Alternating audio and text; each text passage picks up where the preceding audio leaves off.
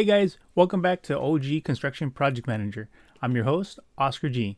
Now, if you ever want to get a hold of me and ask questions or bring up a topic, you can always hit me up at our email, ogconstructionpm@gmail.com. You can send anything you want there, comments, questions, like I said, any topics you want to discuss. If you want to say, hey, Oscar, can you cover submittals? What do you know about submittals? What's a good way to do submittals? Is there any particular right or wrong way to do it? Stuff like that. Okay.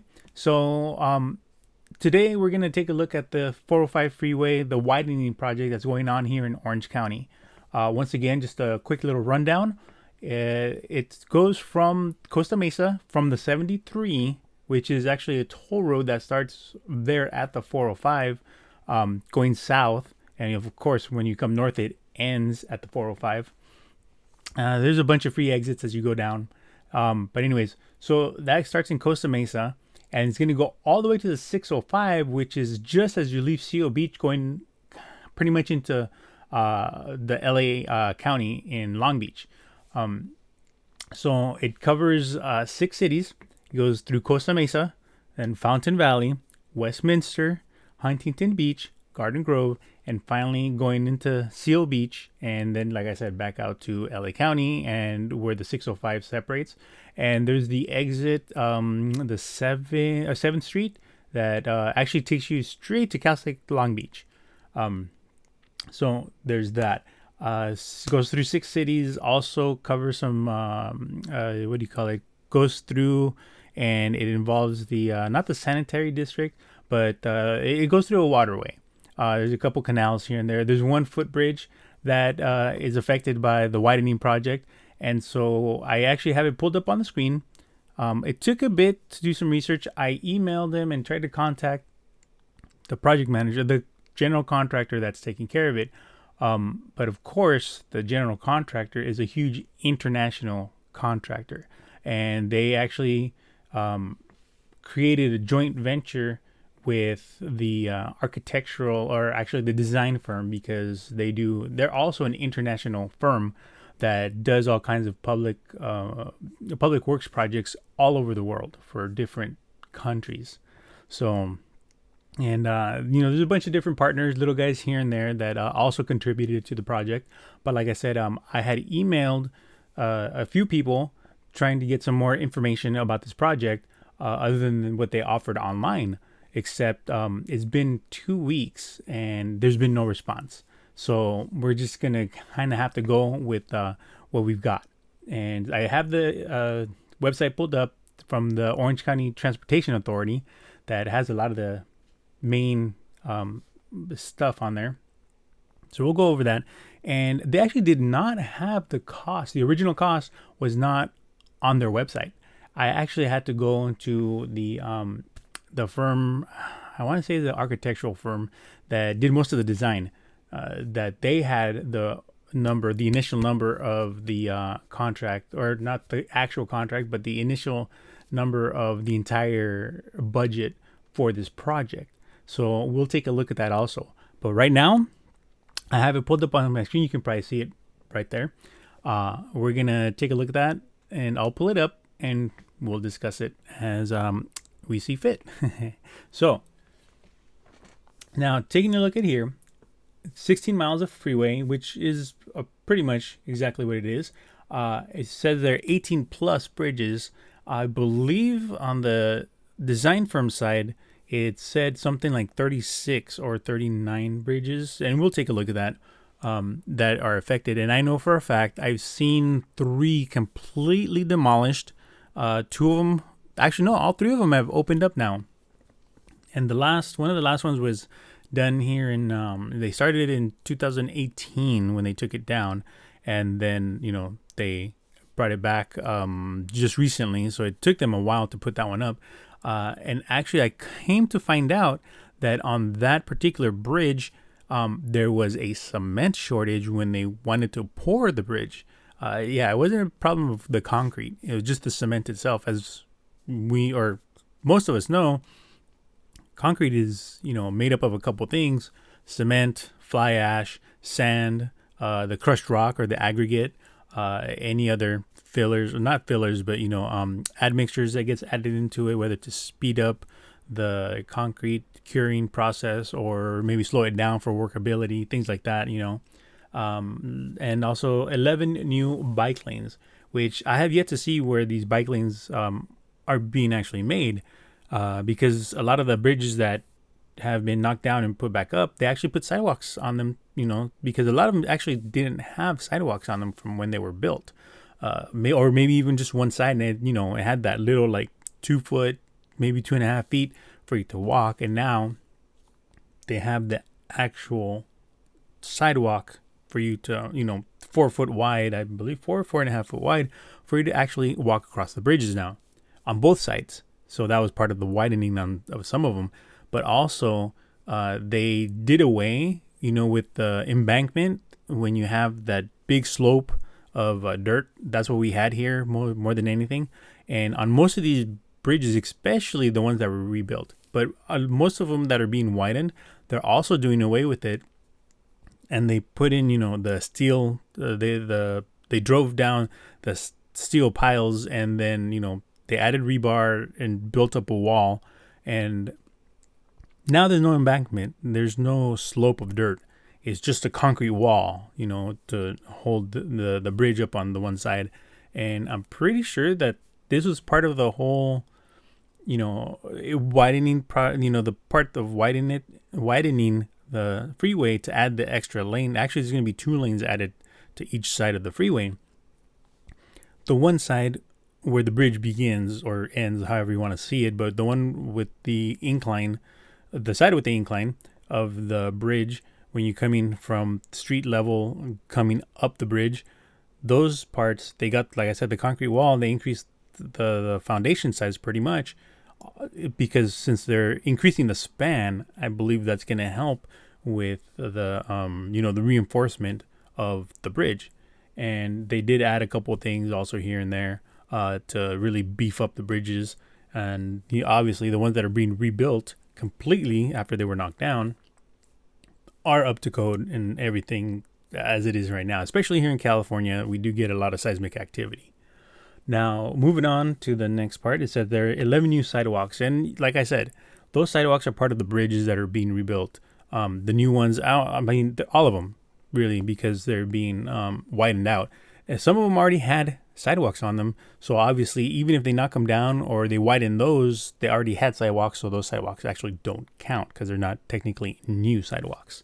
Then right smack in the middle there, you'll see it says more than 40,000 jobs created, which obviously, being in the construction industry and seeing these types of things, and especially with the public works projects that have happened in the past, that number is a little inflated, because you do realize that, a lot of these jobs are actually part of the construction company's jobs, because the guys obviously weren't there before, and they weren't getting paid by the public funds before this, or for this project, which is why when it says more than 40,000 jobs, a lot of them are dealing with just this project, just like any other public works project.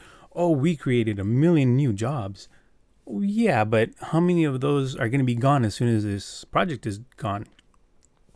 You need to deal with you might hire new people to deal with the public, especially like this. It was a widening project. So they actually ended up not encroaching so much, but knocking down people's backyard with the walls that separated them from the freeway, because obviously there was space there.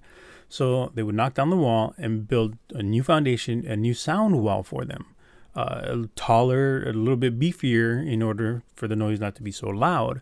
But of course, especially near the bridges, they have to contend with the noise from the pile driving, which started at 7 a.m. and a lot of people weren't happy about that. But I mean, you have to make a sacrifice to, in order to make improvements.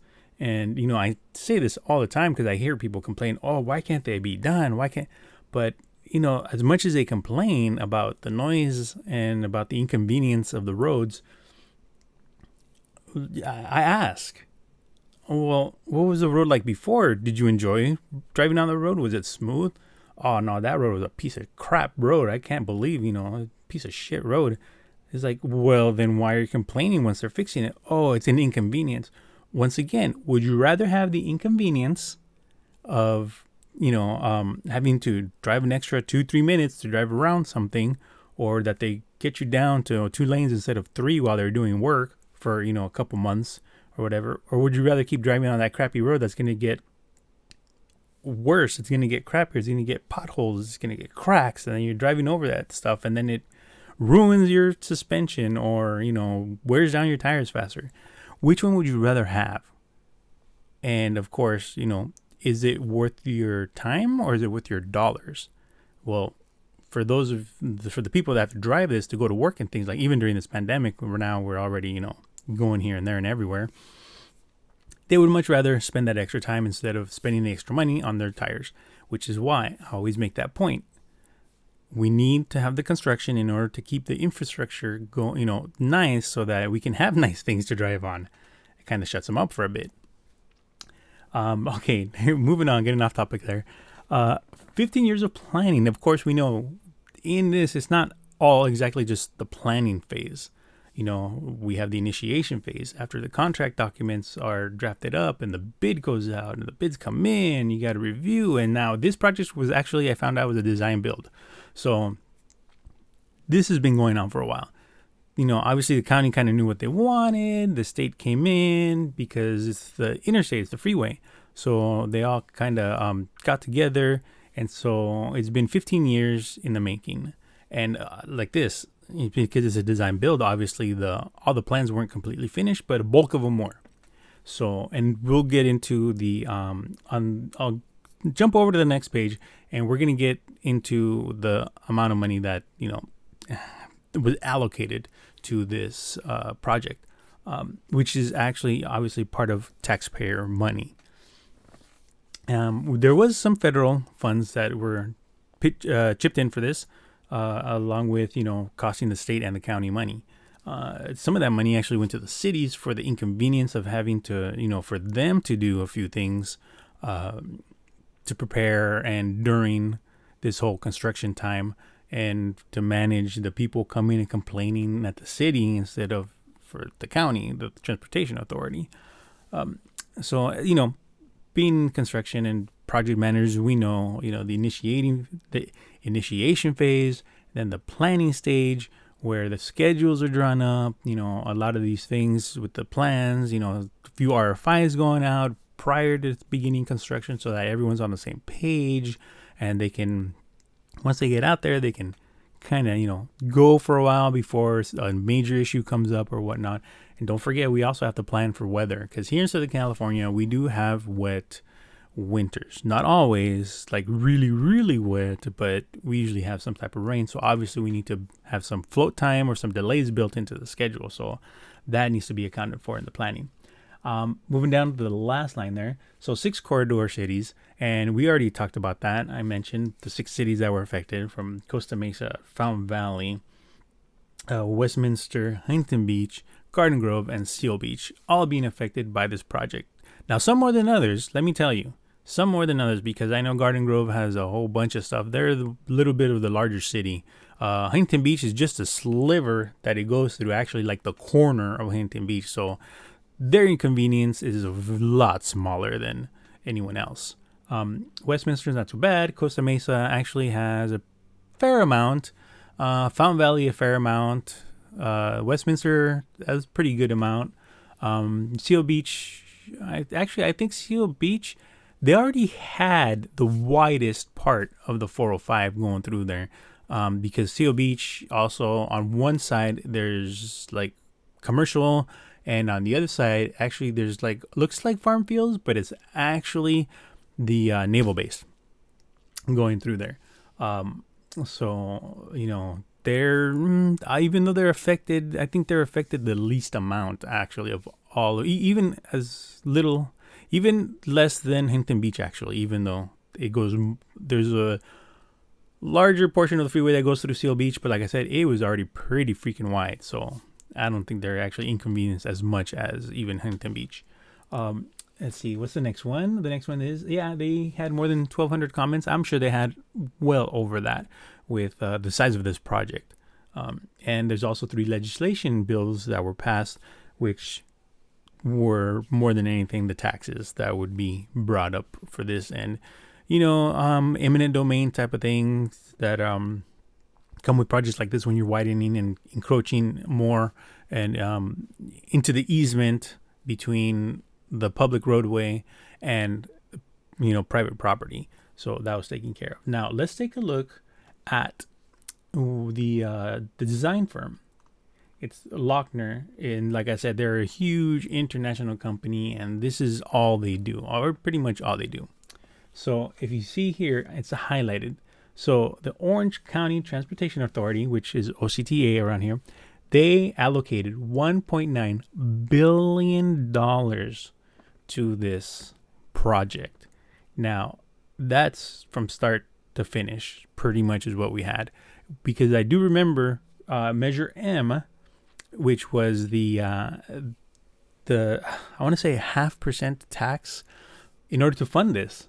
And everyone was kind of saying, like, where's that money going? And we finally got the pretty much the go ahead that they're telling us. Here is Measure M at work.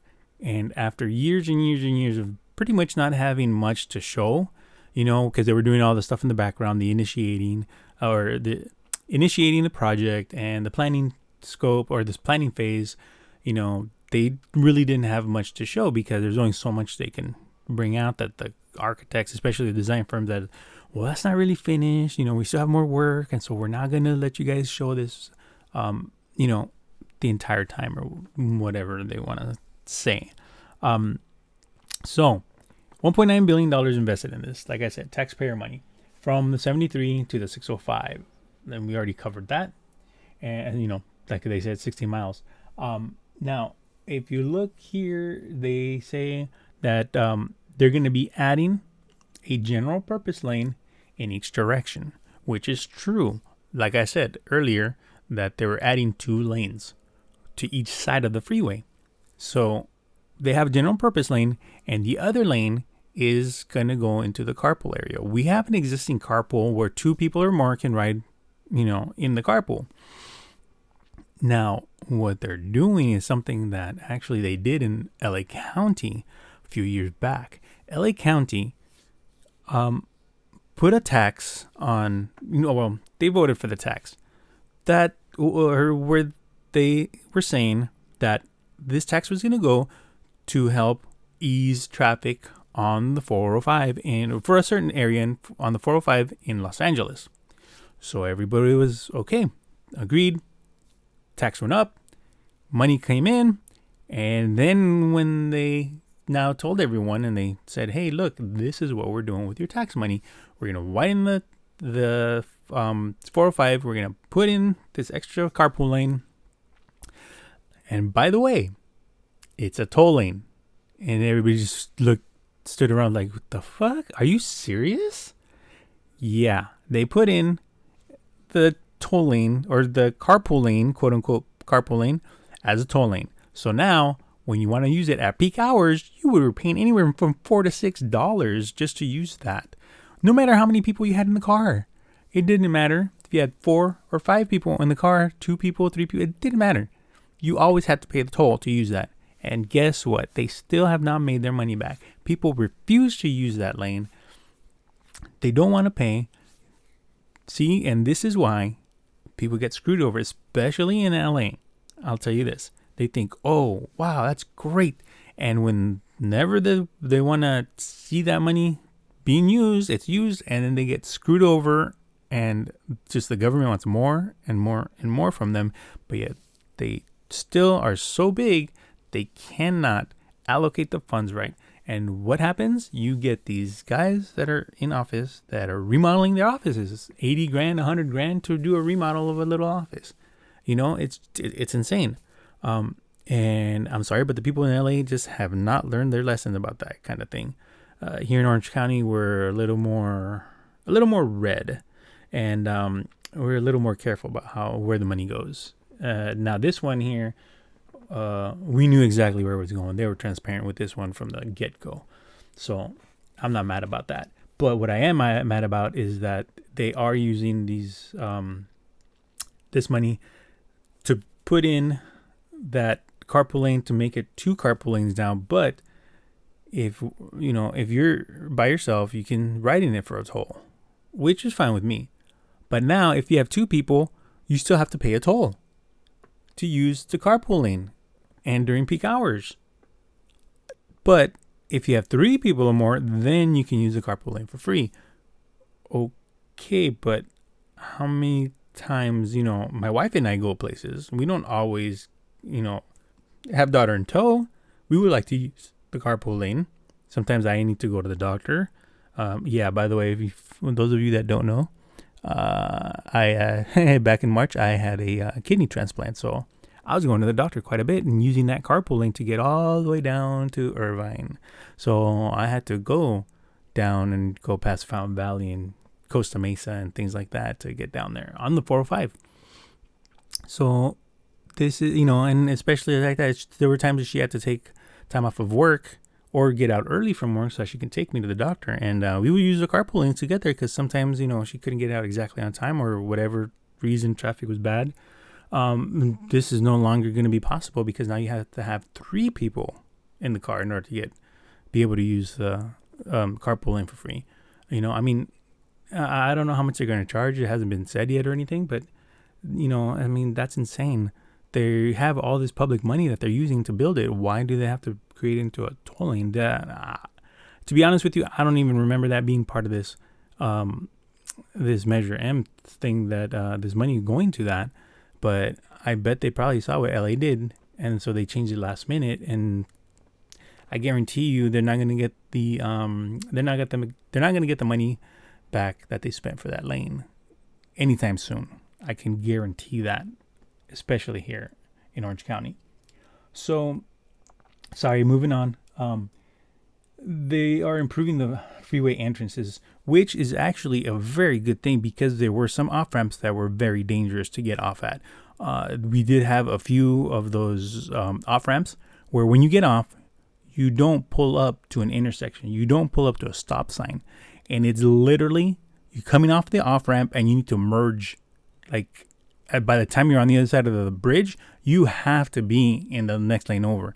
And that was a nightmare during, during rush hour, because there were intersections pretty much within 200 feet of the end of the bridge. When you get down to the bottom within 200 feet, there's a stoplight.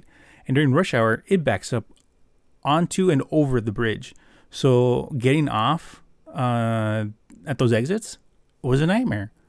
There would be, people on the off ramp, and a lot of them here are those, the ones where you do the loop-de-loop. So you got people just hanging out on the off ramp, moving at a snail's pace, because then once the light turns green and the people start moving, now, obviously you have to have like what I call, the zipper effect. It's one car at a time in between the next cars, and that slows, their traffic down on the bridge, the regular traffic, all the way down to all the way up to the fast lane, really, because people are trying to merge into the traffic. Those guys want to get out of that lane in order to get into the next lane to try to go a little faster, and so on and so forth. And now you've got traffic no matter how you slice it. So this is a very good thing. There's a few of them that are stop signs right now that they've already, that they have already opened up the new off ramps. And so they've got stop signs there, but they have been putting up the signal lights, and, they're just not operational yet. So this is a very, very good thing. I am very happy about this part of the design, really, and what they wanted to do with it. And there also, it says replace or modifying, see, approximately 34. Okay, so I was wrong about the 36. 34 bridges. So, and like I said, one of them is a footbridge. And the others, they're just being widened and things like that. So they're pretty much touching every bridge, all the way down from Costa Mesa, which there's one main bridge that, I think that bridge was already 6 lanes wide. Yeah, it was 6 lanes wide. And, I've driven by it a couple times, and it had had sidewalks on both sides. So it was a pretty wide bridge as it was already. And they're doing work to it, and they're in the off ramp, and actually the off ramp was a pretty good off ramp. I don't know if they're actually messing with that, but I know definitely they were widening the bridge, especially the sidewalk part. Um, so and it goes on that they're the limited right of way, the what do you call it? Yeah, the high traffic and everything. But come on, the traffic's gonna be there. You can widen the freeway. You're just putting more cars on the road. Or not putting more cars on the road. You're gonna save people time, and it's just it's just a crapshoot around here. Anywhere in California, it's gonna be I mean, the only places really in California not gonna have this kind of massive traffic going on is in the rural areas, just like everywhere. Well, not like everywhere else, but in the rural areas are the only place you're not going to have traffic like it is in the main in the big cities. I mean, all the way down, if you guys know the state, from Riverside, where you can take the 91 with all the different freeways that it crosses. There's traffic at every what do you call it? Every intersection of the highways, of the freeways. It's just no way around it. That's just the way it is around here. Because and here in Orange County, we're close to LA County. We're actually really close to the port of LA, and so we get a lot of trucks coming up and down, going down to Irvine. We got a Amazon warehouse down in Irvine, a bunch of tech stuff going on down in Irvine, so a lot of stuff goes down there, and obviously and comes up the shipping that go back to the port that needs to be exported to different places. Any way you look at it, here in Southern California, our traffic is just crap. It's a little easier here in Orange County than in LA, though. I must admit that I hate going to LA and having to drive around there. Yeah, I ended up at Cedars for my kidney transplant, and we just took off super early in the morning trying to beat traffic. Of course, it helped with the pandemic after I got my transplant, so that wasn't so bad. It was always just before the pandemic that we just had a bunch of crap going on. So, yep, that's pretty much the gist of it. So, I mean, traffic's going to be traffic everywhere you go around here in Southern California, in Northern California, in San Francisco, San Jose, the major cities. You're going to have traffic no matter what it is. But it's actually nice to see our money actually being used for what it was meant for. With Measure M, like I said, it's been 15 years, and we're finally seeing the fruits of our taxes really being used to improve the quality of our freeways. Really, I mean, yeah, they're just widening, but the fact that they're redoing, restructuring, redesigning the off ramps, I mean, like I said, that's great, especially because a lot of them that had the bridges, I mean, that had the sidewalks, there's no light. A lot of them didn't have lights to let pedestrians cross through, and it was kind of one of those things where I mean, obviously, as the driver, you're not coming around the corner blindly to get onto an on-ramp, or coming off of it. Coming off it was a little dicey sometimes, just because of the way the curve was, and when the person's coming up, like especially if they were on a bicycle, sometimes you kind of had a little bit of an obstructive view. Although they did a great job trying to mitigate that, no question. The problem was when someone's coming in the other direction, because we had fences up so that obviously you couldn't jump over the just what do you call it, the guardrail. They actually had fences so that you couldn't jump off of them. A lot of them did, not all of them, but a lot of them did. And the only problem was that as you're coming around, if someone's coming and walking or riding a bike in the opposite direction of traffic, you just had to be very, very careful. And a lot of them didn't, like I said, didn't have stop signs. It was just a yield to traffic. When you got on, there was a lane that you could, when you get off the freeway, there's a lane. You're in a lane, your own lane. But the problem was that before you got down to the bottom of the bridge, that lane merged over into the traffic, and it was insane, and it was just a poor design. Of course, back when they were first built, we didn't have as many cars as we do now. So it wasn't such a big problem back then. But with the way people are now and not paying attention, looking at their phones, being distracted all the time, you never know. As a driver, you have to pay attention. That's a given. That's something you should always be doing. But the pedestrians, the people on the bicycles, they feel, I mean, don't get me wrong.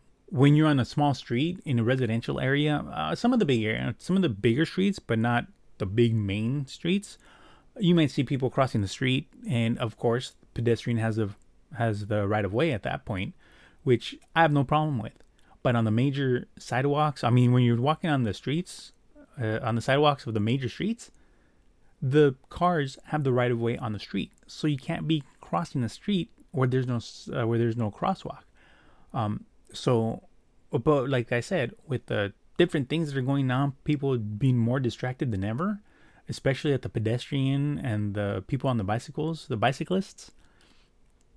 They're even sometimes they're more distracted than anything, and you as the driver, you have to watch out where they're going.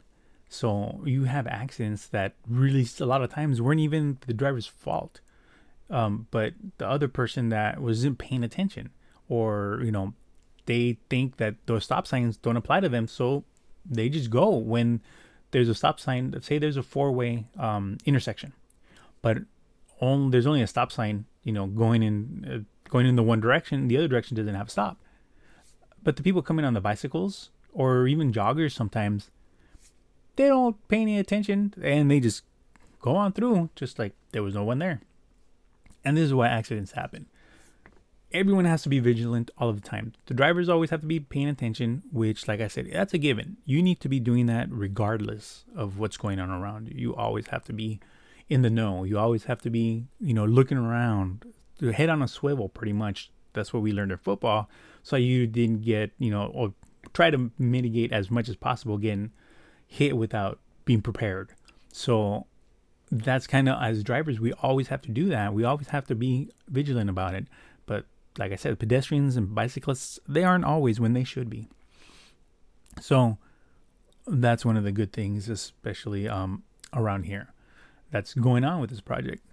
So I think that's where we'll leave it. Like I said, they didn't even reply back to me, so I don't know anything else about change orders, which I'm sure I have not run into a construction project that does not have something come up where there needs to be a change order, whether it's for materials or a material change, needing more time for something, having some type of delay that obviously needs more time. That's not the contractor's fault. It's not the manufacturing thing, but the owner for indecision, or the design firm. Sometimes things like that, or the design changed and now they have to kind of regroup and either order new materials or do something.